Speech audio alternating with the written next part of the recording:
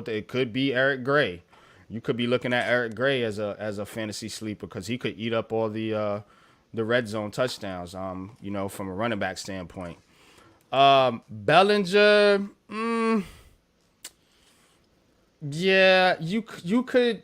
I guess you could take a shot on Bellinger, but again, are they going to involve Kasia and Theo Johnson more in the offense? That's something you have to think about. You have to think about how many targets is Daniel Bellinger going to get. Because if you're not getting the targets, as Darius Slayton said this to Keyshawn Johnson on his podcast, and it's part of the reason why Darius Slayton hasn't never really been that big of a fantasy impact because of the targets. You have to get a shit ton of targets to make that kind of impact. To get those 10 catch games, 150 yards, 2 touchdowns. That's where it is as far from a fantasy standpoint.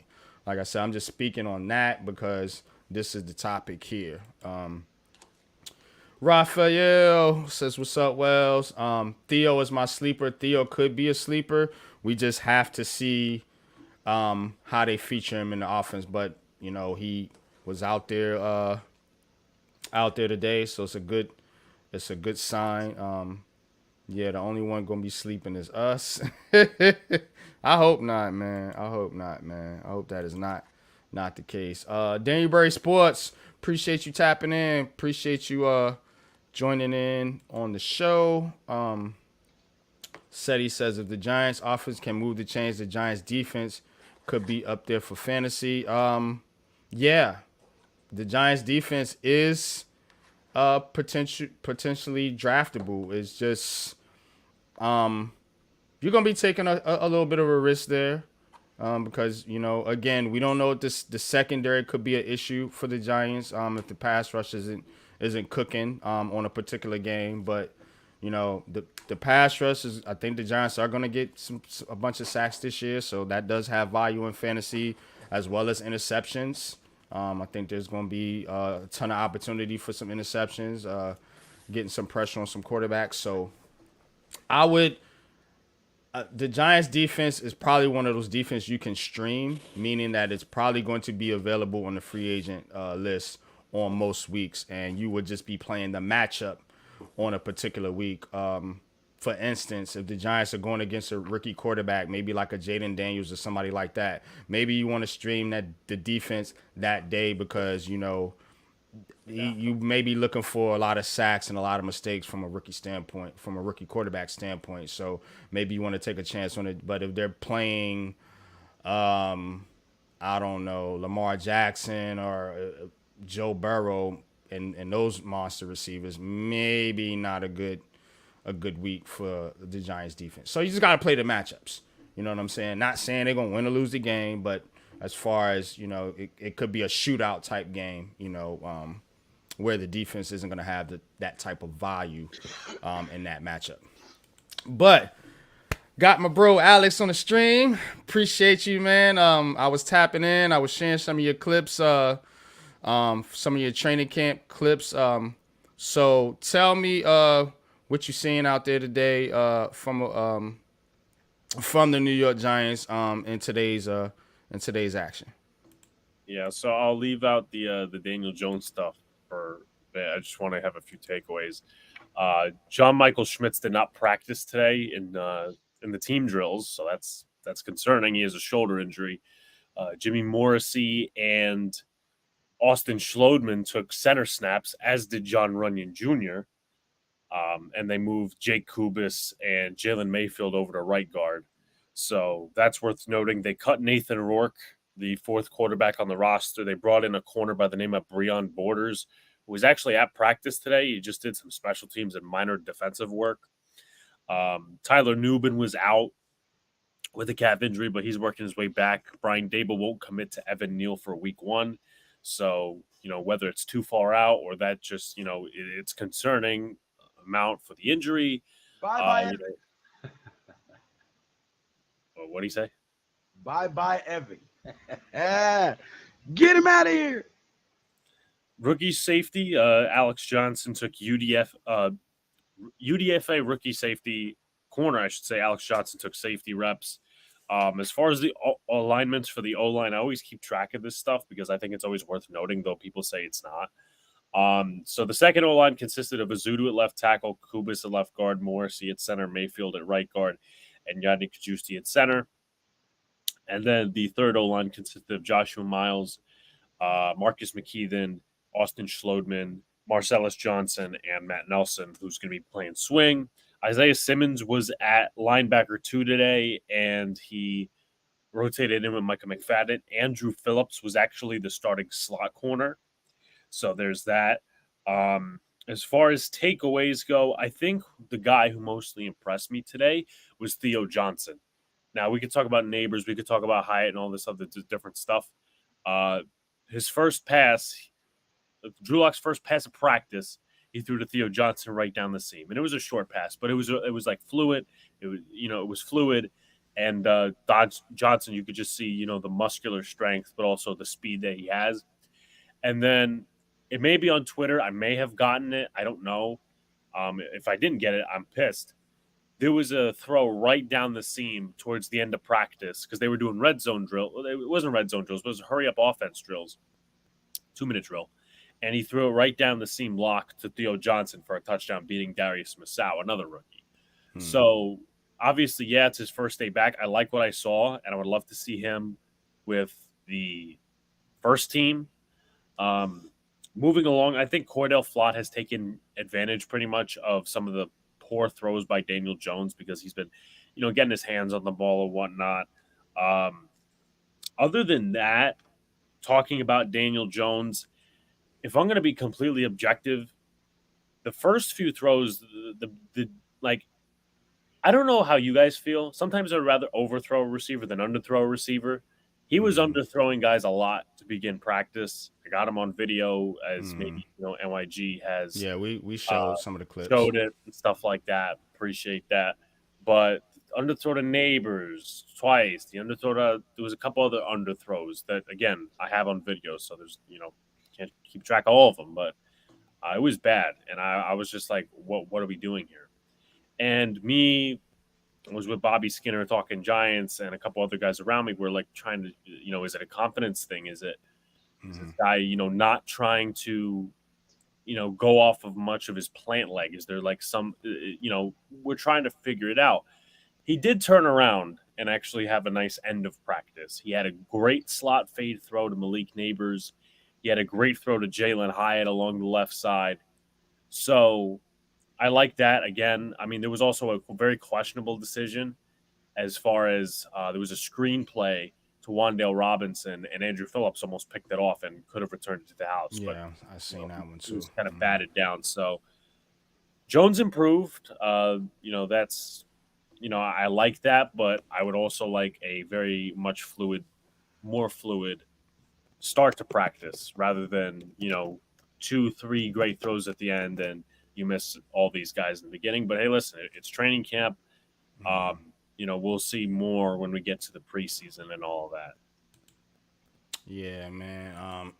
I agree with you, Alex, and I mentioned that earlier. I think it's a chemistry thing. I think it's a timing thing. I don't think it's Daniel Jones not having the arm strength or the ability to push the ball down the field. I mean, we've seen him do it throughout his career.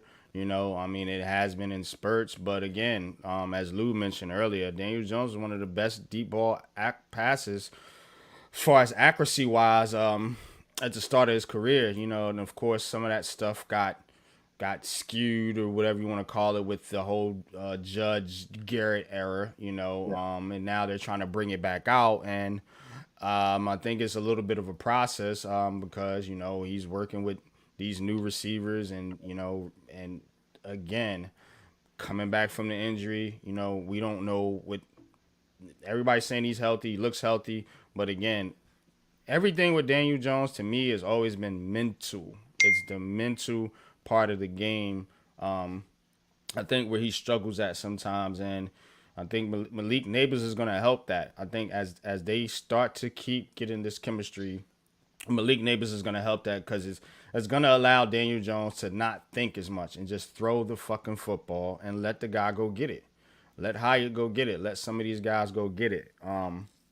And so I understand the concerns. Look, like I said, I'm not one of these guys that are just, Daniel Jones or bust. I do understand some of the concerns, but I'm gonna be a little bit patient on this one, and just see what it looks like, man, when they get out there on the field, man. Because I just think, not saying it's gonna not gonna matter, but I think when you got Malik out there and he's doing his thing, as long as he's healthy and the line is giving, which I want to ask, that's kind of one of the questions I want to ask you.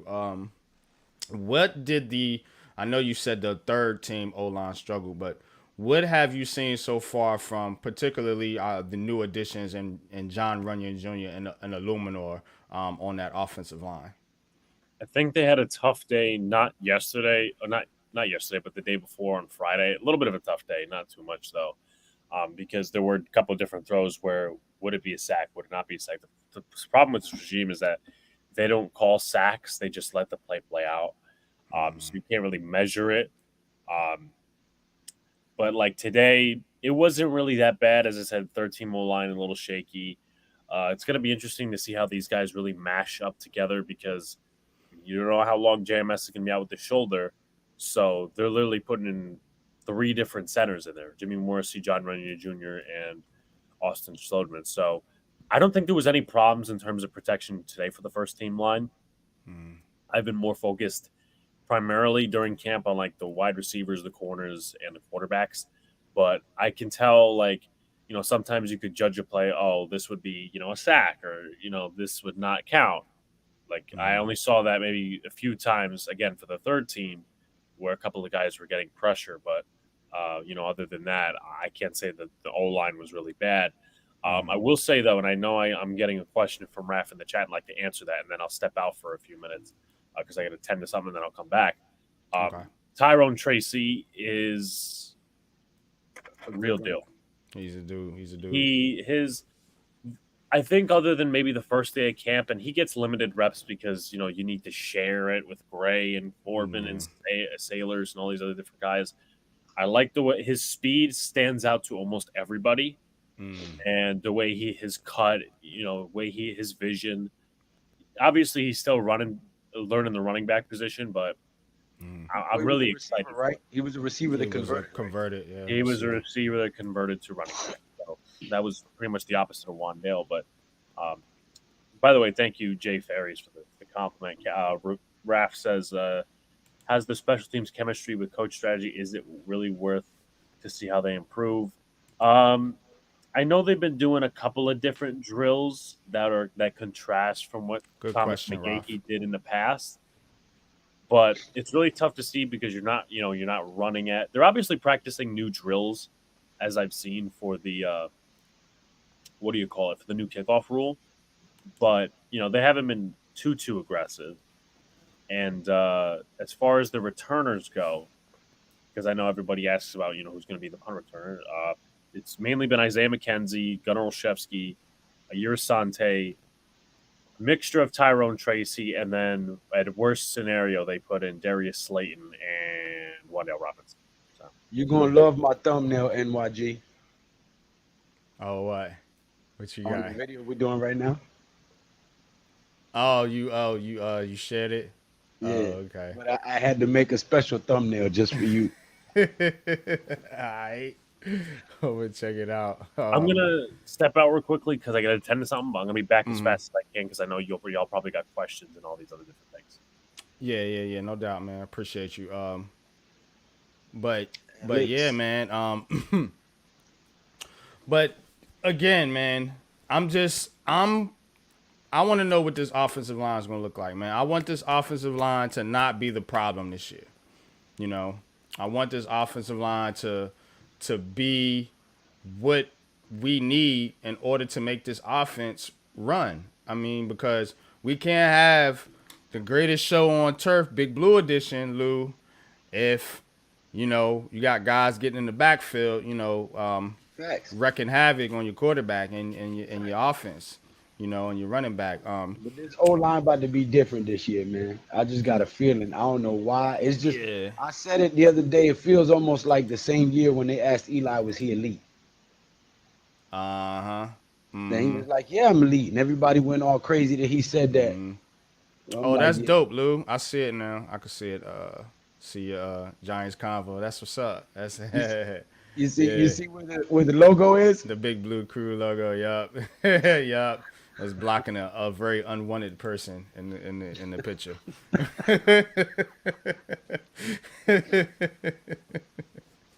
But yeah, good shit, bro. Um, but yeah, so that is that, man. But again, Coach still we cooking. What you cooking over there, coaches Coach? coach is cooking up. He probably cooking some oxtails or some Jamaican Oh food. man, I know he be hooking up No, Jamaican food I'm up. already finished. I was just doing some turkey bacon and eggs. That's all. Oh, okay, a little Or breakfast, a yeah, little brunch. man, the omelet. oxtail sounded Omelet. way better, man. It did, it I got did. It's making oxtails me in the. think about I got what I want to eat. I got that in the freezer. What you talking about? My oxtails? Yeah, Hmm. I already cooked some and got some in the freezer. See, I already knew it. I already Yes, knew yes. it. Yes. You put that brown sugar in, you put that sugar in the pot and turn the pot Nope, on and let it get brown. no brown sugar. Nope, Not brown sugar, regular sugar. You put it in the no pot, sugar, turn the pot on. Then you no put your sugar. little lemon juice in there, your beans. What the day, nigga? Say real. Look, I do mine spicy, man. Mine is extremely spicy. I don't do no sugar in it. Scotch bonnet peppers. No, but you use a teaspoon of sugar to make the browning sauce. No, I don't use sugar. We've never done sugar in my whole life with my family, Try it one but time. we have a secret. We have a secret to brown. And I'm not trying to release it. So I'm sorry. Got you. But try it My, one time my, with the sugar. It gives it a different flavor. It's only 1 teaspoon to that whole pot, so it's not gonna sweeten it. But I promise you, you'll like it. It's just a different approach to it. That's all. mm, we'll see. We'll see. I'm stubborn when it comes to my cooking, man, because I'm a big fat guy who's been fat all his life. So my fat ass knows how to cook. So, and I don't care if you're a world renowned chef, you can't outcook my fat ass. So Takes a lot. I'm expecting you Hmm. to hook Hmm. something up for the Big Blue Crew, man. When we come out there to Jersey, November 3rd. I'll make some of my special my Who? boa soup. Okay, okay. Pause. Boa. I don't even Boa, like the way that yes, sounds, sir. boa You want me? snake. I know what boa is. That's why I said pause. I'll make you What do you some of my mean? boa. I get, come on, Lou, stop it. I'm talking about genuine snake,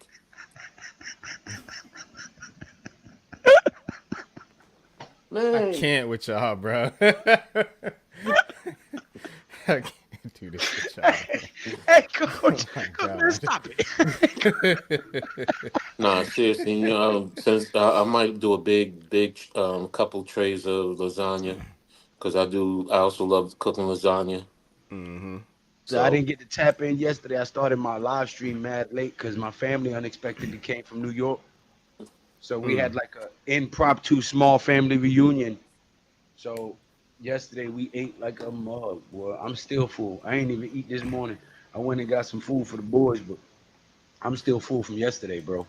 mm, I seen my Man, aunts and cousins and shit I haven't seen in over a I decade, know, so it was good. The kids had not to fun. be stereotypical, but I know how you Puerto Ricans get down when it come to food, bro. We had a I good know, ass meal yesterday, I bro. know. Man, I used to date this girl. She would not let you leave hungry. She fixed food for two people that was probably for 20. And I'm like, why are you making so much food? And she was like, this is all I know. I only know how to make food for a For bunch of big people. family. Yeah. Yeah. Yeah, man. But let's touch on the hard knocks a little bit. Family is very important, folks. Go ahead. Absolutely, absolutely. Man, yeah, yep. I It takes already a know. village to raise a child. It also takes a village to pour love and information into that child so that child can grow up to be a productive man or woman. Mm-hmm. But that's a topic for another episode that we're gonna do on Coach Ed's show that he's trying to get me to come on there one of these Saturdays. Yeah, man. Good show, man. Him and Philly halftime. I was tapping in and out over there with y'all. No, I don't I want know to you talk had about yesterday. I really don't want to talk about yesterday, Phil. Seriously, Dante. I Oh, really. okay. Hey, you know what? I'm sorry that you said that. Do I need to holler at Tommy or was Tommy okay? Because he tapped into my show apologizing, saying that it wasn't directed towards you, it was directed towards a dude that was saying something to him. He wanted to make sure that you knew that his comments wasn't directed towards y'all. Tommy Flores. Yeah, I missed I'll that. talk to you. I'll talk to you. I'll talk to you off stream. I'm gonna put it out there like that right now. All right, let's get into the Hard Knocks episode 4 then. So couple takeaways. I did make some notes here. So the first thing was Joe Shane was open with Daniel Jones about possibly drafting a quarterback. Oh yeah. You know, he went to DJ. You know, and of course Daniel Jones is not going to want you to draft over him. I mean, what kind of competitor does? You know what I'm saying? But he understood it. You know But he what I'm handled it saying? like a And man and went to him like a man too. So right, respect for that. right, and that's a thing that I've noticed about Joe Shane in this series. He does have a relationship with the players. You know, and whether you want to, we could talk about Barkley. Well, we cannot. I'd rather not. But he did go to Barkley. You know, and I think somebody said this was like, well, I think I was watching Big Blue Kickoff, and somebody said, well, why did Shane not just stop the conversation with the agent? You know what I'm saying? Because that's usually how negotiations. Now he did call the agent first, but he also called Barkley. He did not have to do that. And a lot of agents tell you, "Hey, look, don't answer the phone, you know, for the GM. Like let me handle that." You know what I'm saying? They don't want you talking to the players directly. I've seen that a few times now with Joe Shane. Once, of course, with Barkley, letting Barkley know, hey, look, we're gonna let you test free agency, so you don't have to hear it from social media. That's a respect thing, I think. You know, I'd rather hear it from the general manager than hear it on Twitter. Right. And he also did the same thing with Daniel Jones, letting Daniel Jones know, like, hey, if you walk in here and you see Drake May or Jaden Daniels, like, don't get mad. Like, I'm letting you know this is maybe an option here. You know what I'm saying? Because you are coming off injury, major injuries. You know, and of course, you know, the production wasn't there last year, but more so it's the injuries, I think, than anything else. But Joe Shane seems to have his pulse on this team. I mean, Yep. he really does. You know what I'm saying? He seems to be a man that is comfortable communicating with players. Now, I've And heard he's things astute. about. He's astute because he pays attention to what's going on in that locker room. Even though he's not in there, he knows the vibe. He knows who gets along with who's not, who's having an issue, who's struggling. And what I like about him is that he's not too old to where he's out of touch with how to communicate with the younger fan base, but he's not too young where he doesn't know how to conduct himself like a man. You know what I'm saying? He's found that common ground, in my opinion. Yeah. Miz, what's good? What's good? Link is in the Big Blue Crew chat if you want to join the show. Probably gonna go on for about maybe 20, 25 more minutes. Then we're gonna wrap it up. But I do want to talk about this Hard Knocks. Joe Shane acting like a bitch around Saquon. I don't really want to get back into the Saquon situation. To be Fuck. honest with you, it was a mutual thing. Like I take Joe Shane's side. You know, I'm being biased about that, but Me too. breaking it down, it was more mutual than we want to admit. You know what I'm saying? That's the people that defend Saquon or the people that defending Joe Shane. You know, it was best for the parties to mutually part ways. He wanted that again. Like in certain relationships, sometimes it's just best if you just move the hell on. Because if you keep and staying in that relationship, it ain't gonna Become get no toxic, better. It's just gonna be more toxic and drama filled. They So want to choke the shit out of somebody, you know, and that never ends well. it never, yeah, that's never fun. So It might be fun. It just ain't gonna end well. yeah, I go 5 rounds, Lou. I go 5 rounds with you. What? Muhammada. Say what? Miz is trying to communicate with you. He says, Lou, I go 5 rounds with you. I don't think you'll last 3. One thing about me is I cheat. I'm a headbutt you, elbow you, bite you, knee you. Yeah. We ain't no ring.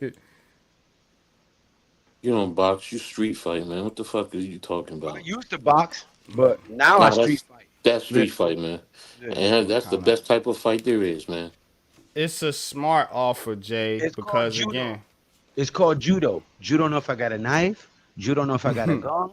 You don't know if I hit you with a garbage can. You don't know. but Jay says, dude, what the fuck kind of offer is that from an executive? If you want something, make an aggressive offer. That's what GMs do to get fired. They overpay, they make aggressive offers, and they lose their fucking job the next year.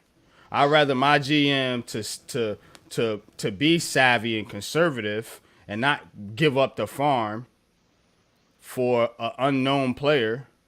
And I'm guessing you're talking about the trade up to give away the farm to go get a quarterback. Like I'm perfectly fine with Joe Shane not offering, the 1, 2, 3, 4, and then the 1, 2, 3 the following year Yeah, for that's Drake ridiculous. May. I don't, and it's not me, defending everything Joe Shane does. It's me looking at the Giants being ran a different way, a way that everybody begged for because of the way Dave Gettleman ran it. And even, I bet if they had Hard Knocks cameras back then, I bet you would have seen Dave Gettleman kissing John Mara's ass and doing everything John Mara Can wanted I, him to do. can I interject something? It's Sweet. called negotiations. It's just like, ladies and gentlemen, if you go looking for a car, and you go to a spot and you see the car you really want, you aggressively just going to give them everything? No, you're going to try and get whatever you can and pay as least as you can Right. to get what you want. Now, yes, you do have to understand when and where the cutoff point is. And that comes with talking to the opposition and really knowing how to feel them out. Some are just hardballs. I have to admit it. And then there's not much you can do. If you really want it, then yeah, you have to be aggressive. And But then you got guys who's just going through the motions to make it mm-hmm, look like they're doing it, but they really don't want to be here too. And you have to know when to figure that out too, because then you exactly, overpay for a guy who don't even want to be here and be still here won't produce. exactly. So Oh yeah, and Jay. I get all the hot chicks, bro. Don't get fooled. hmm, Don't get fooled, bro. I'll yeah, pull them. he know how to sprinkle them.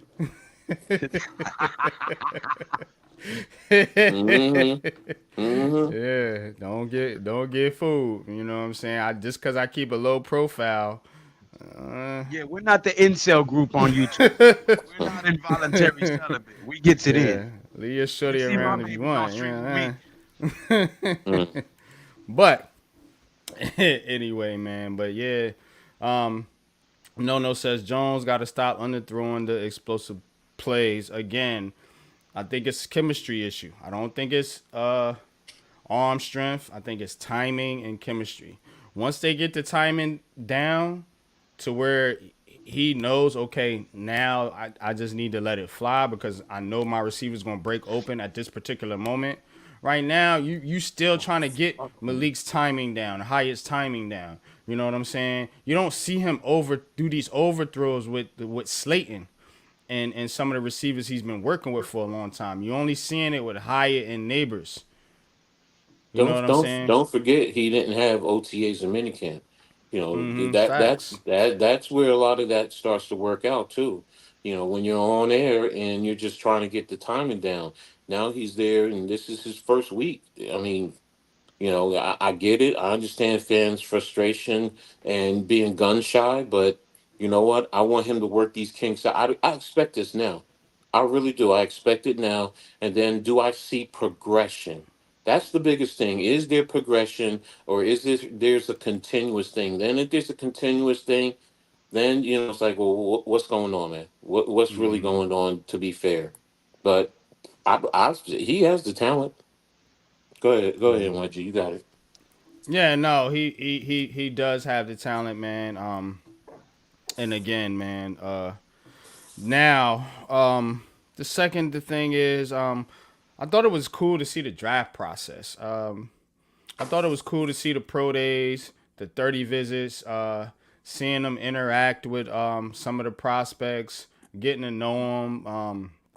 You know, the way they sat down, the wide receivers coach, Mike Groh, the way he sat down with Neighbors and Marvin Harrison and Roma Dunze. I thought that was pretty cool, you know, just going through plays, just seeing how they really evaluate talent. I'm gonna be honest with you. I like the Giants. I like the Giants process and the way they scout and the way they evaluate the draft. So far, I'm what I'm seeing is I do like their scouting department. You know, they've had some pretty good spot on evaluations with a lot of these players, man, and they're not just looking at talent and they're not just looking at potential. They're looking at fit. You know, they're getting to know the players. You know, I mean, it's a thorough process, man. So you have to, whether you like the Giants or not, or whether you're down on the Giants or just want to be negative, you got to respect the process that they have as far as drafting players. You know, and everyone's involved. Everyone's involved from the coach. We've seen, you know, Dable. You know, he's heavily involved in the process. John Mara, whether people like it or not, is heavily involved in the process. You see the assistant GM. Bruce Brown is heavily involved. You see the scouts from the guy Mike to the young lady, they're heavily involved.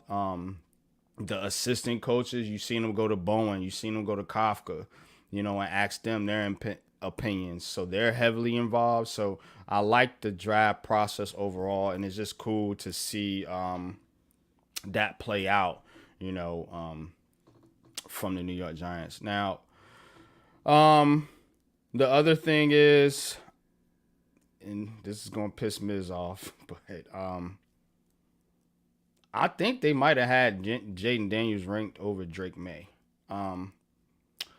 Dable seemed to express heavy interest in Jaden Daniels, and you seen the clip when he was like, "Hey, would you trade it?" He was like, "Yes!"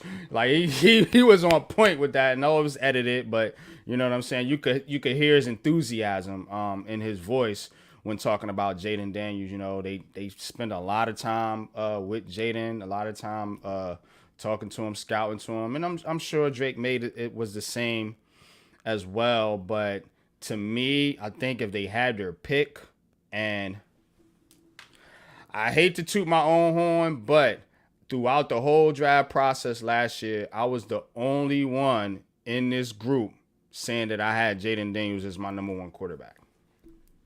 I hate to be that guy, but again, you know what I'm No, saying? you don't. Stop it. No, you don't. You love to be that guy. Cut the bullshit.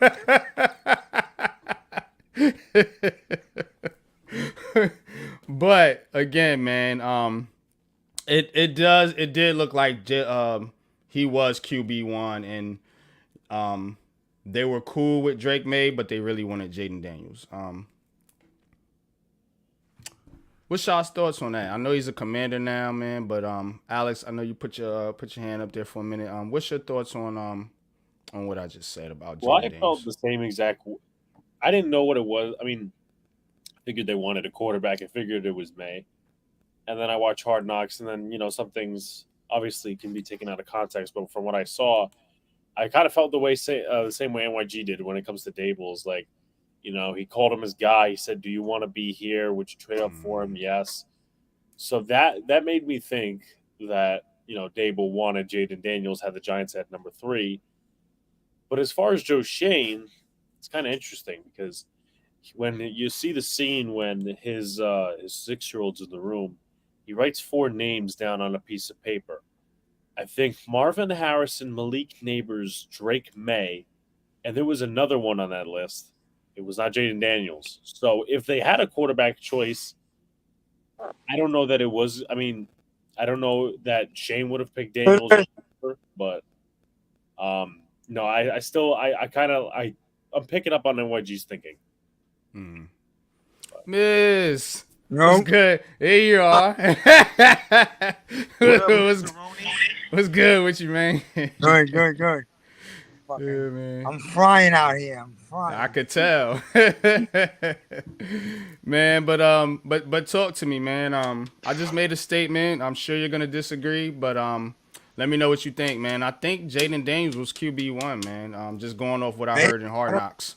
I can't argue against it. Maybe it was Daniels. Maybe he just threw that name out there. I don't know. They definitely tried. They definitely thought about trying to move up to 3 to get somebody. They asked Dable, would he trade up? Have they seen enough in Daniels to trade up? Would they trade up for him? And Dable said yes without hesitating. Yeah, I saw that. Yeah, he was very shouldn't- enthusiastic about Jaden Daniels, more so than Drake May, I believe. Well, he shouldn't have done that because I'll tell you why. Because that's not Daniel Jones is still in the building, so I think he should have thought about what he was quick to run out there like that. It sounds like you're quick to dispose of Jones, Nah, I don't think it was that. I mean, I think and as I mentioned, the first thing I mentioned was that Shane was honest with Daniel Jones about them going in, possibly looking for a quarterback, possibly evaluating the quarterback draft class. And let's just be honest, a lot of us over here with the Big Blue Crew support Daniel Jones and support the New York Giants, but let's not make it act like that there's no way the Giants can upgrade a quarterback, whether you want to believe in Daniel Jones or not. Let's not act like the Giants are wrong for doing their due diligence in this process and looking at the quarterback process. Yeah, you have to look at every position. You know what I mean? So, especially if you got an injured quarterback, you have to. You'd be negligent not to. Yeah, you know what I'm saying? I don't like the idiots that act like Daniel Jones is the worst quarterback that ever lived. That's the shit I push back on. But I'm also not going to sit up here and say this guy is the end all be all. Like, we can improve. Yeah, we can get better at that position. You know what I'm saying? But it's circumstantial. Like, you can't just go throw your franchise out there when you got a quarterback making $40 million. You got to give the guy a chance. You know what I'm saying? I think that's what they were going through in their mind. Like, okay, if we can make a trade, if it's reasonable, let's do it. Let's get the future in the building right now, and let's get them coached up while we put Daniel Jones out there to take the bullets, which is what I proposed them to do. You know what I'm saying? Now, it didn't work out. Now you're looking at the camp, NYG. You're looking at camp. I know it's only been a week, and you're seeing that there is dogs, and there now is talent. So what I'm saying is this. They finally have gotten a team, I feel, not completely, but they've gotten enough weapons and dogs and talent on this team right now. And I would say we have a very improved O-line that now you've gotten the team to where if Daniel Jones doesn't step his game up this year, it is over. They're finally going to be able to evaluate it now. Yeah, I agree, man. Guess what? If he fails this year and they go draft a quarterback next year, that quarterback will be coming into a team who has an offensive line that has played together for a whole season, offense that has one season under their belt in this scheme. You know what I mean? And he'll be coming into a better situation if we do go get somebody else, as opposed to when we drafted DJ, our O-line was shit. Our offense was a mess. Our coaching, we didn't know what the hell we was doing, and we threw him in there to get killed. That's a very bad situation for any quarterback. So even if DJ doesn't succeed and we end up shopping for a quarterback next year, at least whoever we go grab is coming into a much better situation, and I can live with that. Right. Mm. Right. Yeah, By the man. end, by the end of this year, you will know that okay, the Giants now finally are putting together a team. There should be a bunch of really good players on this team, and you're gonna know if Jones is the guy for the future, or okay, time to go get a young, talented QB in this next draft. That's when Yeah, you're gonna man. know. At least you're gonna know that. The last few years, we come away from every season with really no answer. Yeah, Miz, and I agree. You know what I'm saying? We do need some answers. But to lose point, think about it now. You know, whatever happens with Daniel Jones this year, when going into next season, you know, and the next quarterback, guess what? They have Malik Neighbors now. You got you know, Some Andrew semblance of Thomas an on your offensive line, JM Smith. You got Bellinger, Theo Johnson. You got Hyatt now. You got Wandale Robinson. So you have pieces in place for the next quarterback to build on and to build off of. So it's never the same from year to year. We got to understand that. That's why it's so crazy to me that Deception. everybody's just down and shitting on the Giants as if the Giants are going to be the same team they were last year. That's why you can't. That's why you got to be careful with these analysts and who you're listening to, because they're taking 1 year and they're copy and pasting it to the next year. And if you look at their predictions, they got the exact same fucking teams winning last year than they did this year, and it never happens like that. Yo, It never happens like that. MIG, can I say this? This is what I'm seeing. All I needed was a week of camp to see this. Okay? The Giants have had some pieces on this team. But because the Giants always been losing, nobody had the confidence to step up or stand out. Now, this kid Neighbors comes into town, okay? Gets on the field. And you're starting to see other players around him emerge. He's already raising the bar for this team. Will Wilkins. You know, and I know we haven't played a real game yet, but you could see that, you could feel it. You could feel it. You could see Hyatt, Wandell. You know, you could see Banks at corner. You're seeing players. He's elevating the talented players. He's breathing fucking self-esteem into them. You could see it. Yeah, man, I'm 100 with that, Miz, man, and I actually touched on that earlier in the show. You know, about the way Malik Neighbors is, and it's gonna rub off on Daniel Jones too. Let's not take that lightly. You know what I'm saying? Because you people that like me, myself, you know, I know Alex has been critical. You've been critical of Jones in the past, and the thing that I've been critical about him was hesitating too much. Let that fucking football fly, bro. And if he does that, and Malik Neighbors and I believe Hyatt too, and Wandale Robinson, they're gonna go get it. These are dogs, man. These are dogs, man. But the big dog of them all is Malik, and that's the one that's setting the tone. It's what the French call that I don't know what. That it factor, that X factor, that je ne sais quoi, right? What people call in sports that electrifying presence. When you got a guy who can do some of the things that he can do on the field, it makes the other guys in his position group say, damn, if I don't show out, I'm not going to make this team. So it creates a competitive atmosphere and makes every other guy in that competitive group want to step up to make their mark. You know, put something on film that catches the coach's eye that keeps them around. And that's what it is. When you got a guy that elevates the level of play around him, that's superstar quality. That's that X factor. And that shit becomes infectious. As long as your locker room ain't toxic and you got right leaders and captains in place, that shit starts to grow and it spreads, bro. And that's how championships are won. That's what's called building that chemistry in the locker room. You know what I mean? Buying in to the playbook, buying into the program, buying into each other. Yeah. A-Tracks, what's And good one with more you, thing. man? And for Appreciate those, you tapping in. I'm Go ahead. sorry, MRG. And Nah, you got it. just and maybe people won't like me saying this, but I don't care because I'm gonna say it anyway. The difference between him and Odell Beckham, because everybody wants to compare those two as they were both Giants, obviously, right? Here's my thing. Odell wanted everyone to know that he was the fucking greatest. He is the best. This guy, to me, I already see it. I could be wrong. It could be real early. But I'm seeing things that like he wants to bring everybody along to the top with him. He don't have to stand above you. You know what I mean? Like he's Yeah. he's making the other receivers, yo, come along with me. Let's take this as a team to a top level. And I like that. He seems like a team guy to me, basically.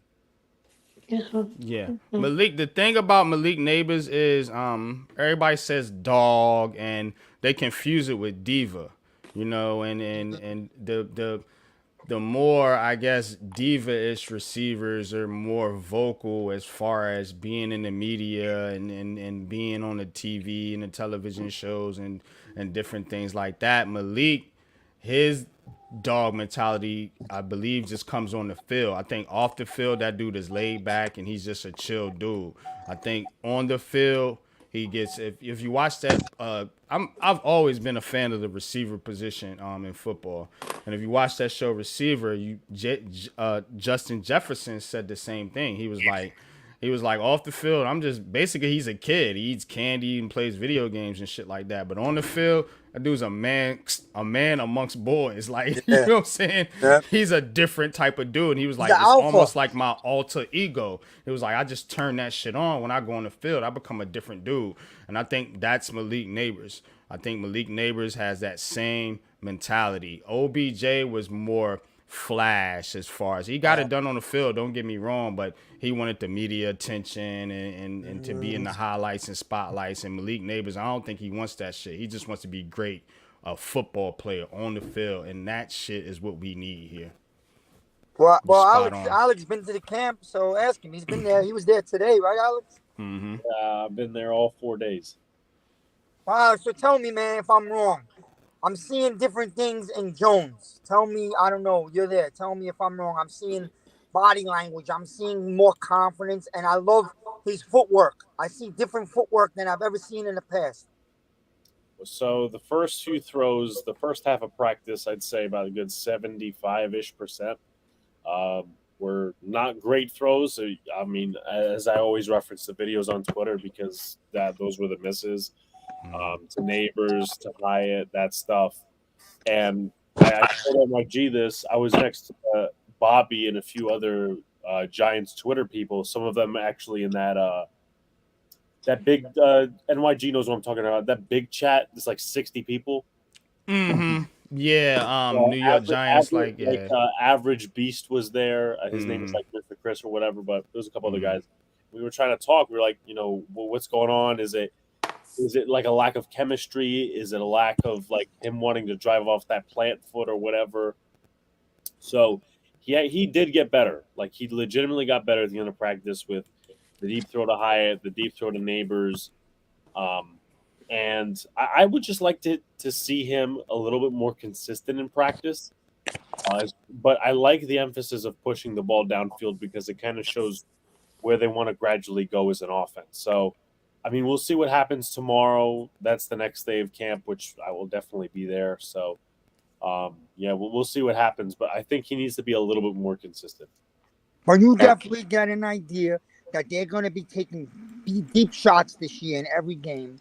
Okay, and also for those people out there who thinks Jones can't throw a deep ball, guess again. He's got an arm and a half, so I don't want to hear it. Oh, he walked away. I was going to ask him a question. No, I'm still here, Coach. Alex. Just my charger. I'm gonna go in the chat, guys. I run inside, but I'll be watching from the chat. Okay, all right. Appreciate you, Miz. Thanks for tapping in, bro.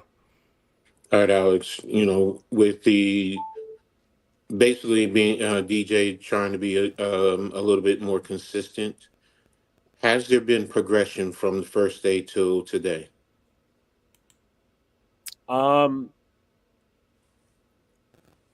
it's not. I'm not trying to make this an oxymoron, but it's not like consistent progression because the first day I remember it was pretty much all short throws, install, that stuff. Second day he was better, but I think that's when the throw to Hyatt came on that second day. And he was better as a quarterback. The third day was bad. There was barely any like positives. Okay. I think I want to say it was that practice on Friday that he did get better at the end. Because I remember him having a few good throws. The first was today were probably some of the worst that I've seen out of him in practice in the time. And then he got better with those few throws at the end. So yeah, there is, I guess, it's a work in progress is the best case I could put it because he's starting off practice really rocky, but then he gets better. But I would like to see, okay, maybe a few misses in the beginning, not gradually like bad underthrows. And then, okay, you step into it. Because, I mean, in a game, if you're down a certain amount because you were missing throws or whatever the case may be, you could have a great second half, but the game could be over. So that's just the way I think about it. To your point, though, Alex, just real quick, Coach. To your point, it always seems like the Giants do start off slow. Yeah. Even in games, like even in the 2022 season, and even in some of these games, it always seemed like they had a little bit of a slow start to a game, and they started to kind of pick it up as the game went along, or even as the season went along. And I'm with you. I would like this team to come out a little bit faster. Like let's establish dominance from the beginning, and let's not just hang around and then try to turn it up in the third, fourth quarter. Yeah. I mean, before Coach goes, I don't know if y'all would agree with me because I think Coach will, but again, Coach, what is that, Coach? I don't read minds. What is that? Is that some kind of cake? That shit look good as hell. I personally believe, I think that Daniel Jones should get more than one series of preseason reps. No, I agree with you there. Agree. I wholeheartedly agree with you there. They need to honestly figure out how to get back to the old type of preseason schedule where one game the primary players should get a half and maybe a quarter of the third quarter, half of the third quarter, whatever. They need to figure that out, and I think that's across the league. Everyone is still trying to figure out because in the previous, when you had 4 preseason games, game 3 was that game. Yeah. Where right now you don't know how to map it out to get the guys in ready for the season in a sense. So. Yeah. But my question or my comment, in reference to, DJ, what I'm taking it as, DJ is behind the 8 ball because the other guys, and yeah, I understand OTAs and mini camps is in a sense not as intense, but you also work on your timing there. You really do. And he didn't have that opportunity, so he's trying to figure it out and get there as quickly as possible. Because the other quarterbacks, Drew Lock, for whatever you say, he's had that opportunity. Neighbors, worked with Locks and some of the other quarterbacks. He's also trying because Neighbor also how he runs a pattern. DJ has to try and get on the same page to put the ball where Neighbors can go out and get it and Hyatt and the rest of them. He has it with Slayton. We all know that. He's had that since day one. So they know put it here. I'm going to go get it. So on and so forth. He doesn't have that as yet. Yeah. That's why I talk about progression, because it's the first week. I'm expecting a lot of mistakes and some up and downs because he's trying to get on the same page because he didn't have the mini camp and the OTAs. Right. So Drew Lock and them had it. He didn't. Yeah. I have an update, which I kind of figured out Friday. And then Coach is going to love this more. The sexy fatties, this is going to impact them most. The full pass. The Yeah. Pats are coming on tomorrow, so we get the. I'm gonna try to. I'll have multiple people with me, so I'm gonna try to get some O line one-on-ones. Cool. That's what I'm talking about, Alex. Cool. You gonna make my fat ass wheel the 20 minutes to the stadium just to see. No, I I'm can't joking. wait. I can't make it out there. That's too much walking right now for my ass. Even though I would love to be there and see, since I'm only 20 freaking minutes away. Full But pad. yeah, I appreciate that, Alex. I would love to see the one-on-ones with the linemen in pads. See what Dexter is doing and how it impacts those guys and helps improve their game. So, especially Dexter and Runyon. Yeah, and Yeah. JMS too, because he's got a big year under his belt. I thought he was out. I thought they said he was out. Well, eventually when he gets healthy, but yeah, Oh, okay. didn't have Okay. any team drills today. No, he did do 7-on-7 drills. You're right about that. DJ did do some 7-on-7s. He wasn't uh, as active and doing the rest of the drills that Drew Lock and DeVito did. They have not been doing 7-on-7s in camp. I mean, No, obviously, no, no. I know he's talking about OTAs. I know, but Yeah. Oh, some okay. teams Yeah, will yeah, do yeah. 7-on-7s in training camp. For some reason, the Giants just do 11-on-11. So to adjust with the timing and the O line and all that other stuff. Yeah, man. But so the only other couple things that I kind of took away from this Hard Knocks episode was Mara is just he's just like a fan, man. Like he be on some real fan stuff, man. Like you know what I'm saying? Well, listen, He was talking about cause I'd rather have that than Jerry Jones type ownership. yeah, I get it, you know what I'm saying? And I'm not mad at it, man, but he's like girl was like when he was talking about neighbors, you know, taking neighbors over Harrison, like you said earlier, Lou, and then and Mara's like, oh, really? Oh, okay. Like he just be he's like he was like, I'm about to have palpitations. We have make this trade or whatever. Like he really be on some fan stuff, man. But We're really about to pull this deal off. I'm about to have heart palpitations. yeah, man. Like he's nervous. Obviously, as an owner, he should be, But he's man. passionate about the team too. At He- least he's not an owner who just owns it and wants to milk money out of it, but don't care about it. At least No, he wants to win, and that's what I want my owner to win more than anything. This is the problem I have with teams like the Brooklyn Nets. You know what I'm saying? Like the owner's not trying to fucking win. He's just trying to make money. John Mara, I will say, John Mara really wants to win. He wants to make money too, but he does want to win. I will say that, despite my criticisms. But yeah, I just thought that was interesting. The interactions with Mara. Him just kind of hanging around, like almost talking from a fan perspective more than a owner perspective. Well, I mean, he did give the keys to Joe Shane. He can't come in there and try to be big boss when you got the GM doing his job. You know, you don't need a micromanager at the owner. Yeah.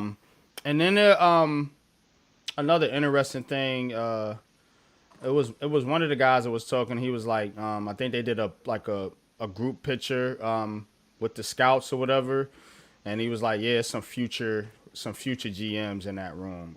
And that's something I kind of alluded to earlier, man. I really like the job that the scouting team and the team that Joe Shane and them have put together as far as you know, their draft strategy and their draft process. I think is pretty thorough, and I think these scouts are good. And they we'll see if the picks pan out or not. But I do like the process as I mentioned, man. And there probably is some future GMs in that room. The Giants had real interest in Brock Bowers. Apparently, that's interesting. I think because, I mean, I understand. You know, first of all, it tells me they already knew what was going on with Darren Waller for a minute. Fuck You the know, shit out of you. Oh, coach. Nuts. Oh my, this is a family show. Pause. Shit. Daytime show, son. Not the This nighttime is show. a family show, sir. So again, yeah, they had interest in Brock Bowers. I was one to say that I thought it'd been absolutely crazy for them to draft Brock Bowers in the first round, but apparently that was like a plan C D kind of thing. You know, if they couldn't get Rome Perry said, or "What you Malik, watching, Coach?" I don't want to know what he's watching. To be honest with you, I don't want to know at this point. It's not a video. It was a message. It was a message. So But yeah. So I thought that was interesting. And Mike Kafka ain't really give Mike Kafka too much shine time in this Hard Well, he Knocks likes to be in series the press box. He don't like to be on the sideline, at so his all. ass don't like to be on the camera. But he did make an interesting comment about Drake May. So maybe it was Kafka, the one that wanted Drake May. I don't know, because he was Sean asked him, would you trade for May, and he was like, you know, if you got a guy that you have a conviction in, and you know you got to go get that player. You know, the whole kit and caboodles that everybody says, yeah, go get your guy or whatever. So um, I think it was interesting seeing that Kafka not getting that much time, and B, he maybe was one of the ones who was a more of a Drake May fan I'll be than honest Jaden with you. Daniels. Here's my take on that. You got brought on here from Kansas City, where you helped design the passing plays. You got promoted from passing play designer and coordinator to offensive coordinator, which was a major league. Okay, you didn't do too good in that position, in my opinion. So you haven't got enough weight to come around here and tell anybody who the fuck you want drafted. Well, they Get back asked to your him. job first. They didn't. He didn't tell. He didn't No, go in no, there I'm and just saying. demand I'm anything. just saying, He was being asked. you guys pounded the table for him, you ain't did enough shit to have a powerful voice in this room. Well, again, Lou, they have to talk to the coaches. I know, but And what I'm telling you is, they have this guy on their staff. So whether you like him or not, they have to get his opinion on what it ain't who whether they're I bringing like him or in. not. It ain't whether I like him or not. I'm talking about the tenure. Look at what I said. He went from play designing to offensive coordinator. You didn't do all the stuff in between. You didn't gather all the knowledge and experience. But that's what they're giving him now. He's an assistant head coach. And people, when I talked about this, you know, to idiots, names I won't mention, they were like, "Oh, Kafka is that doesn't mean anything." Oh, it does mean something because he's more involved in the day-to-day operations as far as being a coach, and they're training him to eventually be a head coach. They're not That's my training him to point. be an offensive coordinator per That's my se. point. He's getting He's still trained to in be a head training, coach. so he hasn't got enough weight yet in But the that's room part of the to training. say who he thinks is Accent. better. You see what I'm saying? They probably Yeah, listened to what he said, but it didn't weigh on them as much in their decision making. Is what I'm saying. Yeah, you got a maybe voice, not. Yeah, but I we agree with ain't that. taking what you say that heavy because you haven't done enough yet for us to really respect your opinion that much yet. But we'll hear you out. You know, we're training you for you to get at this, so we're gonna hear what you got to see if you're picking up what we're putting down. But we really doing what we're doing. We're just trying to get you ready for the future. You know what I mean? Yeah. Nah, that makes sense what you're saying. Now that you're saying it that way, it does make sense. You know, I'm not saying he's in there calling shots or whatever, but I don't want people to kind of dismiss Mike Kafka's role on this team. You know what I Oh, he's mean? definitely being groomed for a 'Cause future high position, of course. yeah, he is important. He's definitely In important my as far as the opinion, game he planning hasn't is done concerned. enough yet to be like, I want Drake May. Nigga, shut up. You ain't done shit yet. You know what I'm saying? But Alex, what's your thoughts on Kafka, man? Just kind of being an afterthought here.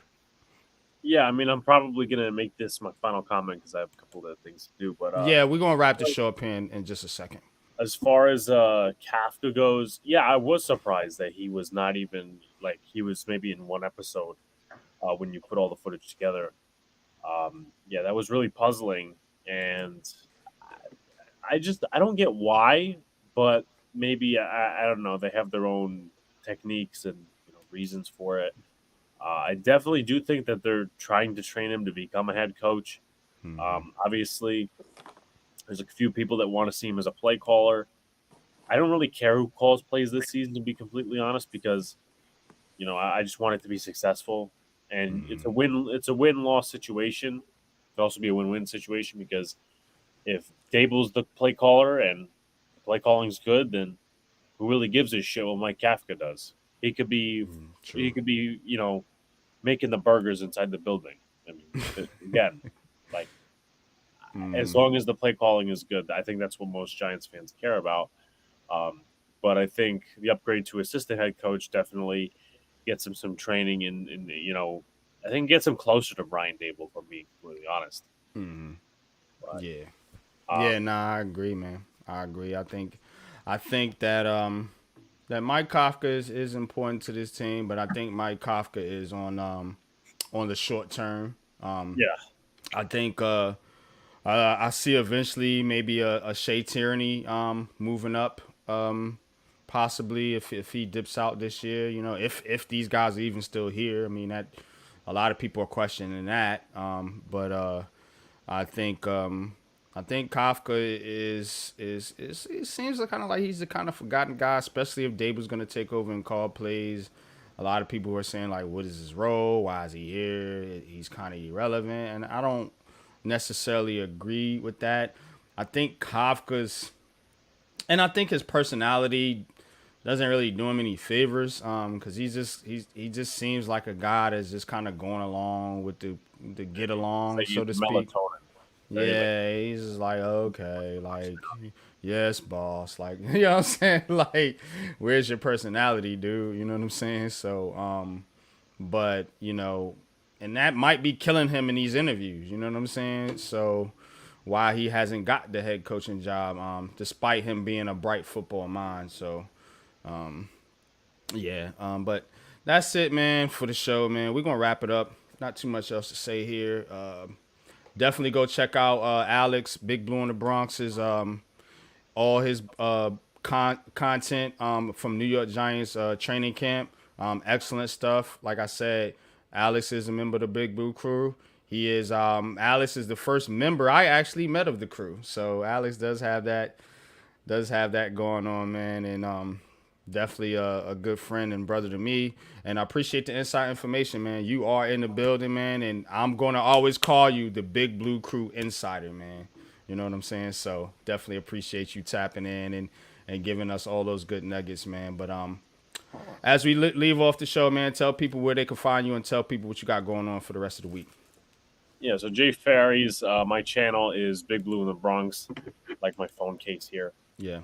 And his links are in the description. I put Yeah. everybody from the crew's links in every one of my video descriptions. So just click on the video. You'll see his name down there, and you can go subscribe to his channel. Yeah, so I mean, I've been doing the Giants roster bubble series, talking about players that may or may not get cut, kind of giving a background for people that don't know the players as much. Like yesterday's was done on the backup kicker, Jude McCatney from Rutgers, and what he needs to do to possibly make a roster spot or even the practice squad. So I got that going on. Every day I've been in training camp. I plan to be every day at training camp unless something bumps in my way, especially the Detroit joint practices, which is going to be really fun. Are those coming up next week? I believe Monday, Tuesday. Let's see. Yeah, Monday, Tuesday. So the 5th and the 6th, that's when the joint practices are being held, and I will definitely be there. And then tomorrow, after the practice for the Giants, I'll be heading down to Philly to watch the Yankees and Philly go at it. So I'll be doing maybe some vlog work there. So Okay. Cool, man. 11 to 6. Definitely appreciate that, man. And Big Blue in the Bronx, Alex, man, if you got time, man, if you could tap in Tuesday, I would love to get some thoughts on the Yankees I know they made a big trade. I know they maybe got some more trades on the horizon. I Thank you watched the for that, video Joey. earlier. But definitely, man, if you could tap in Tuesday, man, and give us some Yankee stores, man, that would be great. But if not, definitely appreciate you, man. Have fun out there in training camp. I think we're all going to be out there next year. That's going to be the plan, me, Lou, and Pat. So we'll definitely be able to see you out there, and we'll be doing content together, which is going to be awesome, man. But thank you, appreciate you, man. Lou, what you got going on, man? Tell the people where they can find you at. All right, he might be busy with the kids. Coach, talk to me. What you got going on, man? Tell the people where they can find you at. Instagram, don't sweat the technique, like Rakim said. Don't sweat the DA technique. TikTok, Ed Gladney, EDD Gladney. And Twitter, X, whatever you want to call it. Sky's Papa, SKYS POPPA 72. And YouTube is Coach Ed Gladney's Amazing World of Sports. That's where you can find me. You'll find me pretty much every day doing something, whether it's the Reading Attack Sports Show Live, whether it's Heart of the City, Pick and Roll Podcast, Full Court Press, the Halftime Coaching Adjustment Show, and hopefully soon doing it for the R. I'm working on that right now, where I'm covering all Rutgers sports. So, but you'll always find me trying to do something every day as best I can. So, Absolutely, man. We definitely appreciate you, Coach, man. You already know, my brother, man. We love all your content, man. And, I'm everywhere you are, man. You know what I'm saying? So, mhm. On a Friday, I forgot Friday, the blacktop. And then I can't forget Man Cave whenever I can, jumping on with him. That's right. absolutely, absolutely. But, So Lou, skip on to my Lou over there to their channel and subscribe. Don't be a ninja watcher. You heard? that's right. Oh, Go over one there. other thing. One other thing. Yo, make sure y'all buy some merch, man. I got the merch on right now. That's So make right. sure y'all tap That's into right. Big Pat That's and, the Yes, and what Big I'm buy some doing. Pat's. merch. Merch. That's what are you doing? What are you Yeah. Mm-hmm. doing? Yeah. Hey, Mm-hmm. Yep. hey, hell yeah. Go buy that merch. Go buy your 11-6 shirt, man. Shout out to Big Bro Lou, man. Go buy your 11-6 My shirt, man. point. I Buy got me an merch. 11-6 shirt, so definitely, man. That's fire, man. So definitely go tap in. But Lou, what you got going on the rest of this week, man? Fire show last night, Leather to the Face. You guys be late as hell, and I was really tired, so I fell asleep on the end. But that shit was dope, man. That shit was fire, man. So, but tell them what you Will, got going Will, on. Will's coming through with the UFC predictions. He called that Patty Pimblett fight perfect. He said he was gonna Patty, take the it quick. baddie, yeah, I seen this video. But nah, we got Wednesday night True Big Blue podcast with Pat. Tuesday night Heart of the City with yourself and Coach. Um, Thursday night we got the Big Blue Lounge, G Nation Inside Sports, myself. Then Friday night the Rooftop, Blacktop, not the Rooftop, sorry, the Blacktop podcast. We ain't playing on the rooftop, but Saturday night, that was what was that? Above the rim. It was above the up. rim, Mm-hmm. yeah. And then Saturday night Leather to the Face. This one's a good one. Terrence Crawford versus Israel Madrimov. Ooh, He moved up okay. to 154 pounds to fight a Russian guy who's a hard hitter. Moldavov is we watched one of his fights a couple weeks ago. I remember. Yeah, it's So gonna be a good that's fight. that's gonna be a big fight, and that whole fight card is a good one. So you got Pitbull Cruz defending his title versus Gonzalez, and Andy Ruiz, the first Mexican heavyweight champ, fighting Jarrell Big Baby Miller. So that whole fight card is gonna be hard body. Pause.